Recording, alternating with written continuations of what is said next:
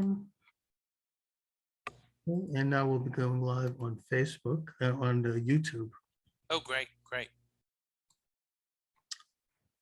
And all right. Thank you for joining me, everyone. Charles Moscowitz, Monday through Friday, 10 p.m. To midnight Eastern Standard Time. My guest this segment is Dan Kovalik. He is an American lawyer and human rights advocate who currently teaches international human rights at the University of Pittsburgh School of Law. Dan is, let me just see here. It would be nice if I could get all my things up and proper. He is the author of The Plot to Scapegoat Russia, How the CIA and the Deep State Have Conspired to Vilify Russia. So, Dan, obviously this is very propitious as we hear stories of Russia invading Ukraine, particularly the eastern provinces of Ukraine, which I think, I don't personally think that the United States has a direct interest in it because this is Russian, predominantly Russian population, and it's a border dispute that probably goes back centuries, maybe even as far back as the Kievan Rus. So, we don't have, I don't think we have a dog in the fight. At the same time, you look at history and we might not have thought we had a dog in the fight when Russia and Germany invaded and divvied up Poland in 1939. So, this could be, it very well, we don't know it's the bigger story, but it could turn out to be a major war. And it certainly seems to be perhaps one of the biggest military conflagrations in Europe, with the possible exception of the breakup of Yugoslavia since World War II.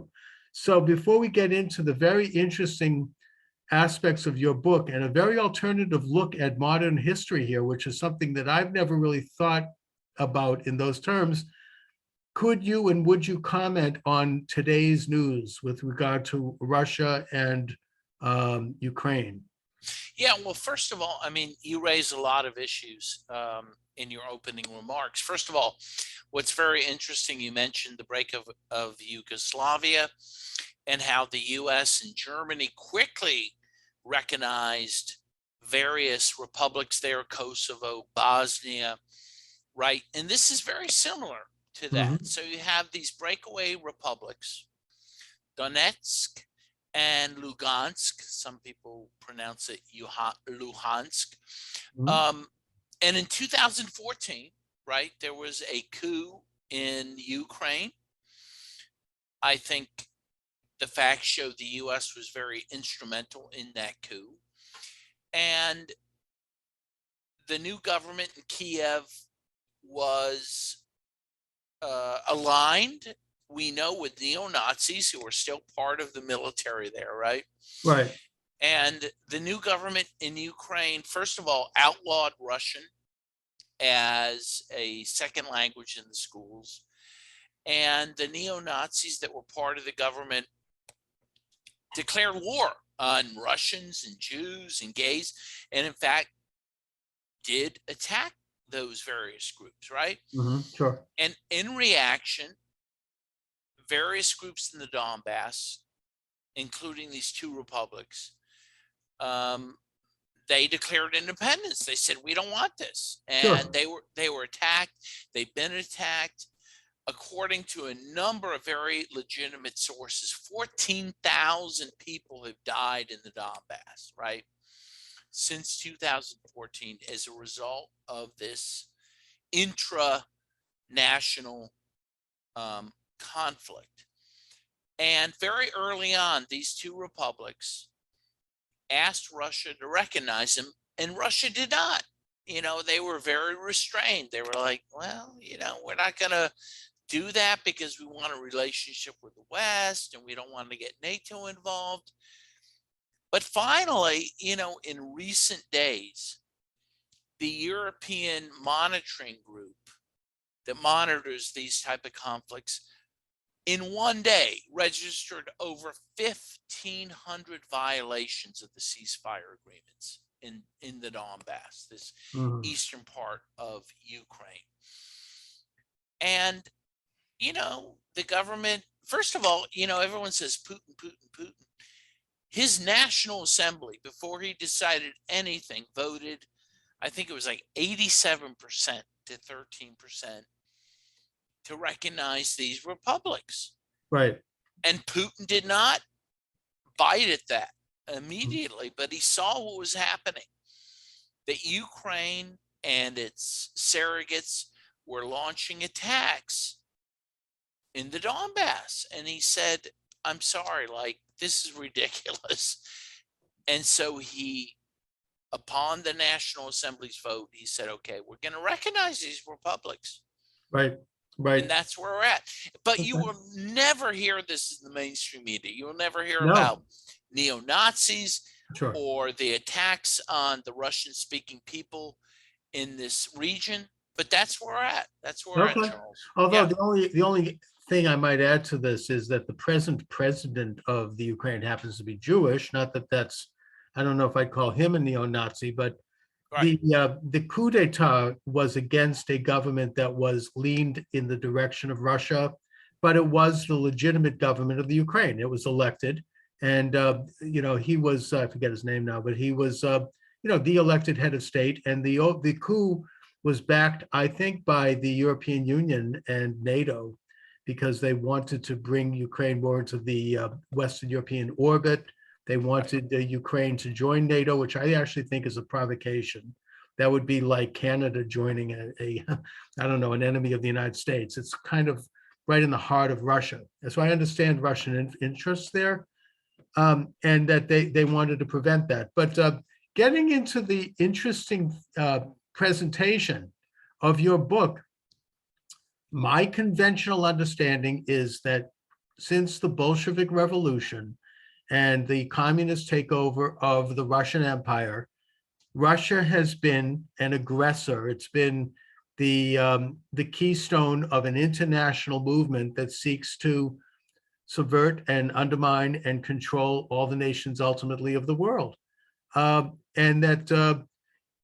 at the same time, I think you are right when you note that the United States had colonial interests, for example, in Latin America. Particularly, this was expressed during the Eisenhower administration, when the Dulles brothers tended to control foreign policy. And so they had a coup d'etat in Guatemala, not because necessarily they were concerned about communist leanings of our Benz, but because they were protecting United Fruit. So, Right.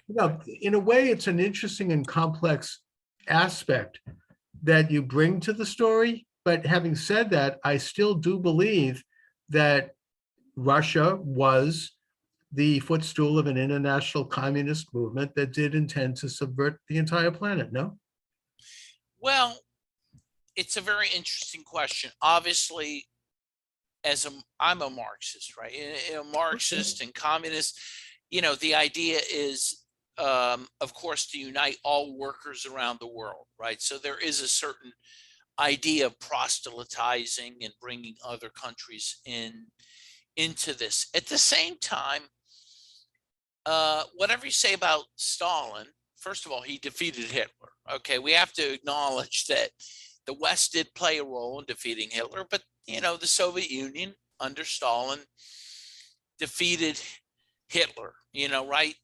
85 to 90% of the Germans killed during World War II were killed on the Eastern Front. Right? Mm-hmm. Sure. And at some point, of course, Stalin did. And it's funny because a lot of leftists criticize Stalin for this. At some point, Stalin decided to have a rapprochement with the West and the world. His view was, if we can protect the Soviet Union, we don't need to spread communism throughout the world, right? We just need to protect, the country that first had communism. So in some ways, after World War II, the Soviet Union was not so much about spreading their own philosophy. At the same time, and this is important, they did support anti-colonial struggles throughout the world in Latin America, Africa, Asia. And that way they were a progressive force. For example, the most interesting example that very few Americans know about is that the Cubans, intervened in southern Africa, right? And the Soviet Union supported them at first kind of begrudgingly, because the Cubans decided to do this on their own. And ultimately, Nelson Mandela credited Cuba for helping pave the way for the end of apartheid, right? But the Soviet Union supported that. Meanwhile, the US was supportive of apartheid South Africa almost to the bitter end. So it is a very interesting, history. But the point is,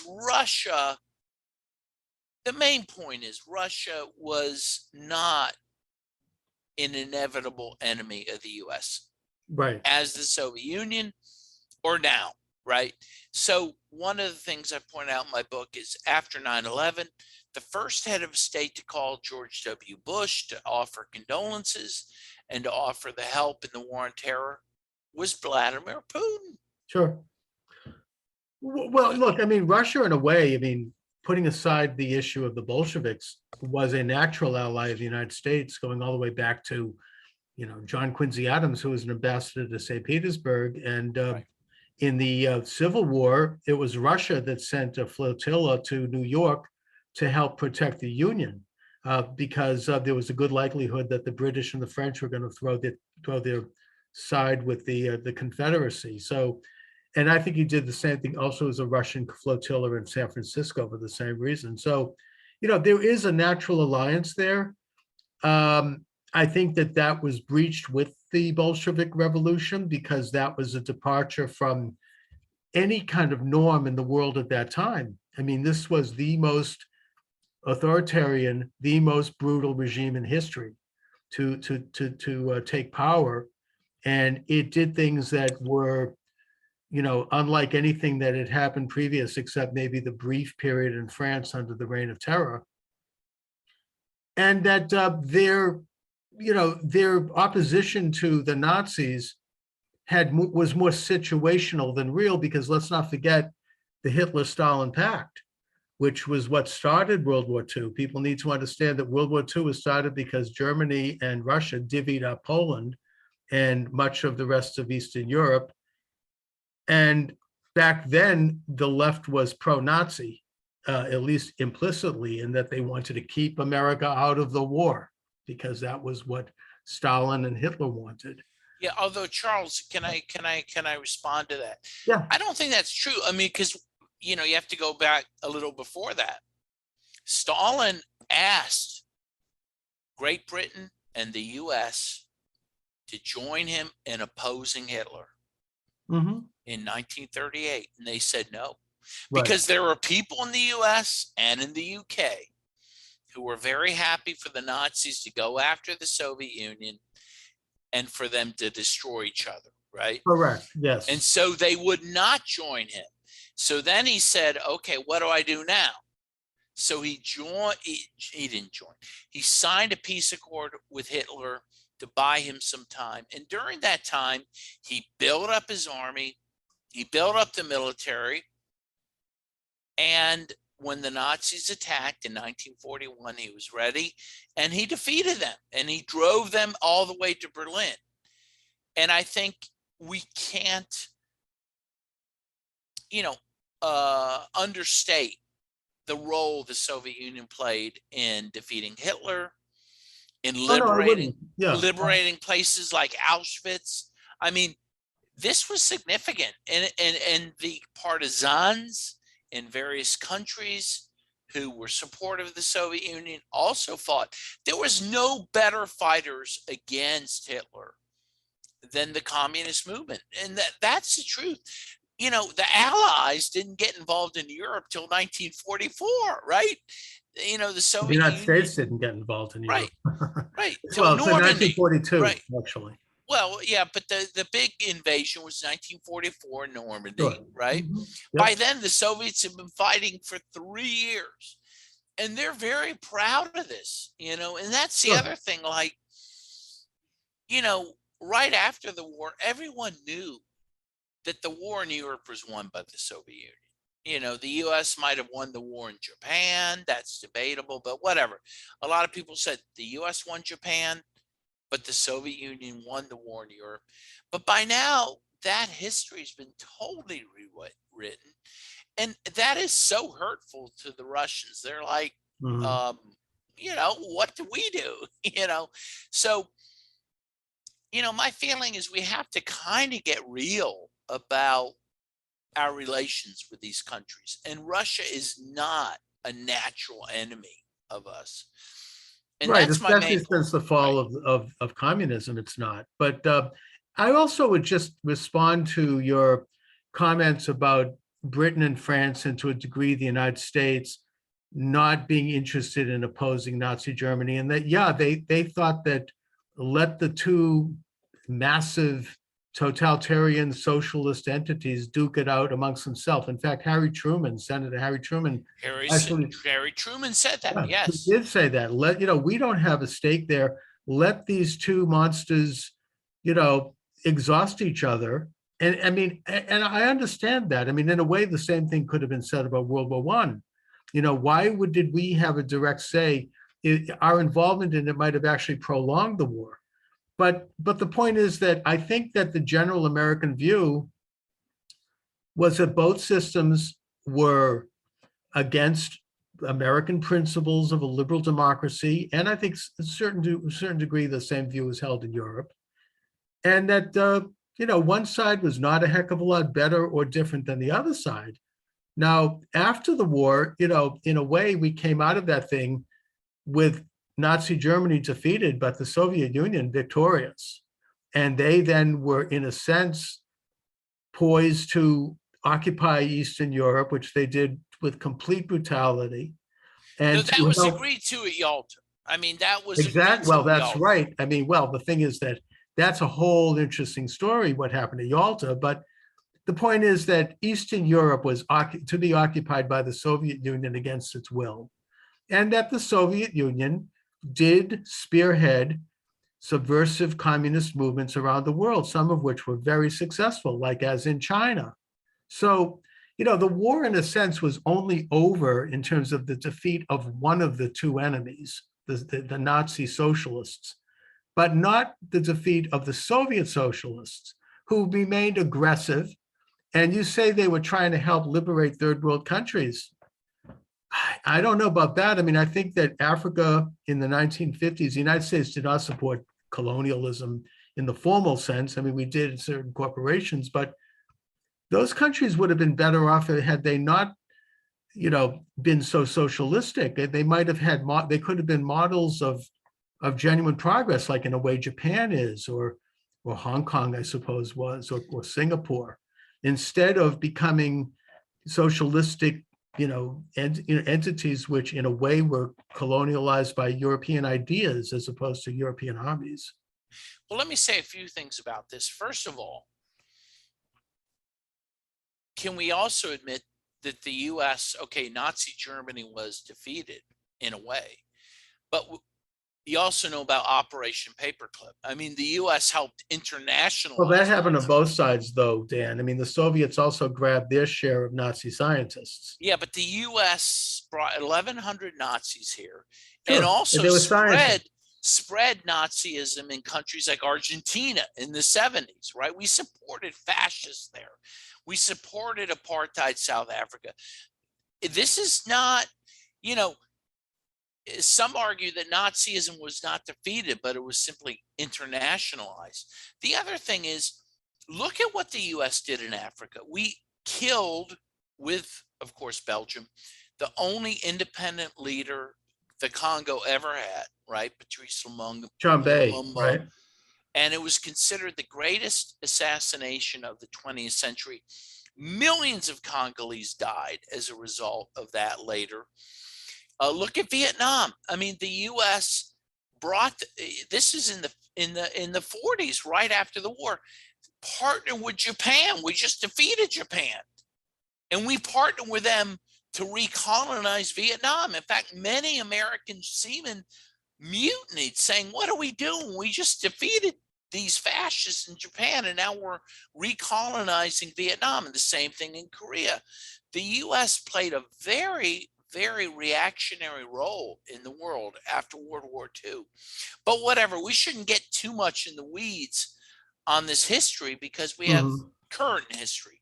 And the current history happening is there was a coup in Ukraine in 2014. The US supported it, was instrumental in it. It had different elements, but some of them were neo-Nazi. And we have to live with those consequences. And the US has funded those people. In fact, so much that Congressman John Conyers of Detroit passed a resolution saying, oh, we shouldn't fund Nazis in the Ukraine. That was passed and approved and later repealed. Do you remember that? Later, Congress said, oh, I guess we need to support Nazis. So they overturned that act.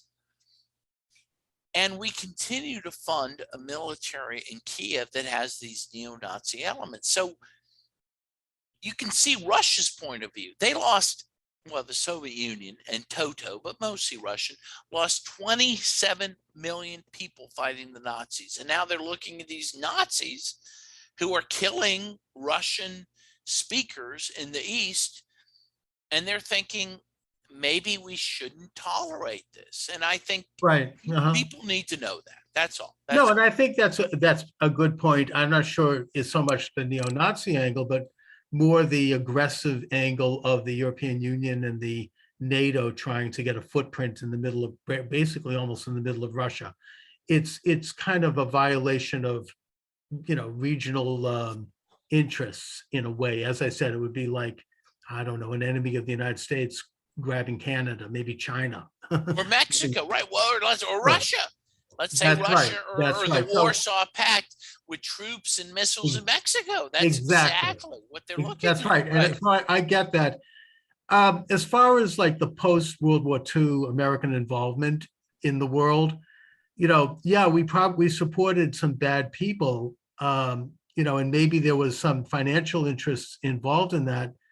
But I think that I view that in the context of the Cold War, in that these same people to varying degrees were involved with putting off enemies who were much worse, as in communist enemies, the kind of people that ran Cuba, for example. These were real thugs. I mean, these are there's no freedom virtually in those governments. They're utopian communists. I mean, they want to transform their people by force.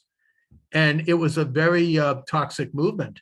So, yeah, we supported some people who were maybe, were fascistic. I mean, certainly, Argentina's a good Pinochet in Chile, or even before Castro, Batista in Cuba, or Somoza in Nicaragua. Right. I mean, you look at these groups, we were supporting not very sweet people, but if you look at it on an international context, they were standing up against a communist enemy that I would contend, because we can't know by history other than by looking at examples like maybe North Korea or North Vietnam, that would have been a lot worse. Sure, we could have maybe done some things quietly to help maybe bring some reforms in those countries. Pinochet was confronting communists who were coming into that country and just burning and slashing villages and murdering people. It was, he was asked to take that command by former presidents, including Eduardo Frei, who was a Marxist, who was saying, this country is falling apart. We're going right into the Soviet grip here. We have to do something. So he came out of the barracks and he became a dictator. Now, I'm not defending all of his actions, but, the problem is that when you look at it in the context of what was going on in the world at that time, they were still, as bad as they were, I would argue, fending off something much worse. But the contention of your book is in a way quite right, in that this exaggerated fear of Russia, we're not looking at our own sins in a way. I mean, as I said, I read a book about the Dulles brothers. They weren't exactly just only trying to fend off communism, and I think they were, but there were other interests involved. that were not necessarily pure. So I mean, I get that. It's a very complex story. And I think that, you bring that up maybe from some of your own biases aren't ones that I share, but but you bring up, some of these nuances. So I think that's interesting. No, and I appreciate that. And again, can I just name the book? I don't know if we Yeah, the plot to please. Scapegoat Russia. I hope people buy it. And it has a new life now because of what's happening in Ukraine. And Mhm. yeah, I mean, I'm willing to say that these are very complex issues. But, when you look, say now, the US says, oh, Russia should not recognize these breakaway republics in Ukraine. Meanwhile, the US and Europe was very quick to recognize Kosovo, right? In Right. Bosnia and Yugoslavia, to break South Sudan off of Sudan, right? The Right. US is still occupying 1/3 of Syria against the wishes of not only the government in Damascus, but the people in that 1/3. Like, there is so much hypocrisy here. And yet you hear nothing of this on the mainstream news. They don't talk about occupying Syria or the war in Yemen. The US is supporting, we can agree, a monarchy or dictatorship in Saudi Arabia to attack Yemen. Everyone agrees, the UN, everyone, creating the worst humanitarian crisis in the world. And yet, when do you hear this on the nightly news? Well, wait a Never. minute. Absolutely never. I would only push back in that, yet the civil war in Yemen is, on the one side, you have the government backed by the Saudis. On the other side, you have the Houthi tribesmen who are backed by the Iranian mullahs. So, Well, but yeah, they support them, but the support they give is pretty minimal. I mean, okay. Saudi Arabia is engaged in a fish shoot in Yemen, right? I mean, they are killing thousands, and there are estimates by the UN that millions could die in Yemen due to the siege that's being laid by Saudi Arabia and the US. I mean, it's not comparable. I mean, what's happening there is a one-sided war that the US and UK are supporting Saudi Arabia carrying out. And like, you never hear this on the nightly news. Okay. Never. Fair Never. enough. Although Yeah. I would note that Iran has been, particularly since we made the mistake of trying to topple Saddam Hussein, which I think created imbalance in that part of the world. Now Iran is very aggressive in terms of controlling Iraq and other portions of Syria and Lebanon, and they're setting up militias that have tens of thousands of missiles on the border of Israel. So, it's again, it's a I mean, Iran is nothing compared to the old communist Soviet enterprise, which was international, but it is still an aggressor, and it is still trying to export a utopian revolution to countries that maybe would not otherwise want to have that happen. Also, the United States is hypocritical, I think, in terms of complaining about Russia recognizing, autonomy for these regions, while at the same time why not recognize autonomy for Tibet or for the Uyghurs or for Hong Right. Kong? Or Taiwan, right? Yeah, Yeah, exactly. I mean, the US decides who they're going to recognize, and no one else can recognize, no. But look, in the end, we have to agree. I think we will agree. Whatever's happening in Ukraine, it is not our place to expend blood and treasure on what's happening. I think we all agree on that. Yeah. Because we don't want to have World War III No. over there, and that it is, we're so concerned with the Russian border of Ukraine, but yet what about our own border right now with Mexico? That's a whole different subject. We probably shouldn't go there, but Right. Fair enough. Yeah. But anyways, you bring up nuance on the issue. I still view this in the context of a Cold War struggle between communism and freedom, and and that I don't think that the communist movement of the Soviets was all that worse than the Nazi movement. In fact, I think in many ways it was worse in terms of the sheer numbers of people who were killed and who lost their freedom. And of course, it was around a lot longer. I mean, so we have to put that into context. But anyways, yeah, those are my thoughts on it. Well, look, and I think we agree on some things, disagree on others. But again, the main thing is, and this is the important thing, that we cannot get involved in another war, right? It's Well, gonna, why do we have the Biden administration, though, shaking a saber, and yet they're not really going? I don't think they're really going to get involved in a war. I mean, I think that we're operating from a position of weakness if we do. I also don't think this whole thing would have happened had Donald Trump been serving his second term. well, Because no, again, he wanted a rapprochement with Russia, which I think was the one thing I supported Trump doing. yeah, And he was mouth on it because of Russiagate, which was a hoax in my book, okay, good. Plot to Scapegoat Russia. I talk about that. That Yeah. was a It was nonsense. kind of almost like a neo-red bait, like Of course it we used was, to right? hear about a red under every bed. Now all of a sudden, Russia, Yeah, of Trump course. is a Russian spy. I mean, it's Yeah. kind of like a very strange phenomena. So yeah, The Russians are coming Ruskies are again coming, and yeah. again and again. Right, exactly. So yeah, but I think that this administration is operating from a position of weakness, which is why there was a very, very horrendous and sloppy withdrawal from Afghanistan. It could have been done a little bit more carefully. And now you have Russia. Who knows who's next? Maybe China attacking Taiwan.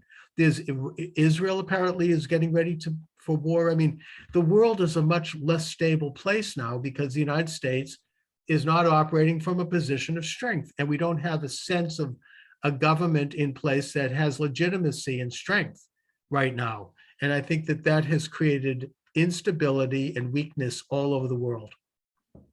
And also, I think, well, I mean, my view is we have a government that is not operating from a point of rationality, right?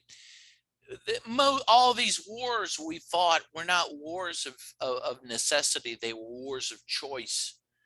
And we need to stop choosing war. That's my view. We need to stop choosing war, start spending money on our own people. I'm in Pittsburgh.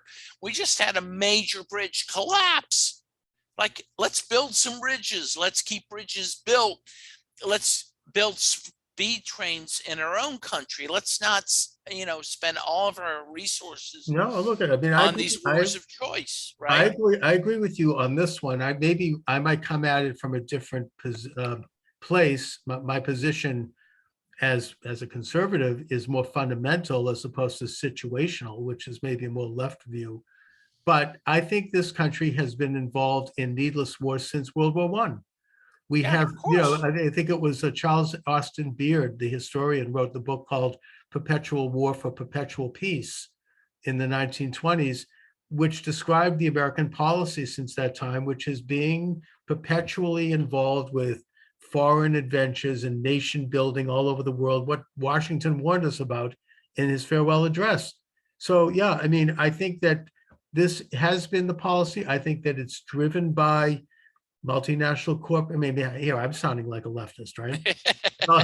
Multinational corporations and arms dealers and sort of an internationalist, globalist elite that benefits from keeping the world in a state of confusion and imbalance and instability. And it's not serving us right. Trump was advocated that. I think it's a lot of reasons why they try to take him out. He didn't want to I have another agree. war.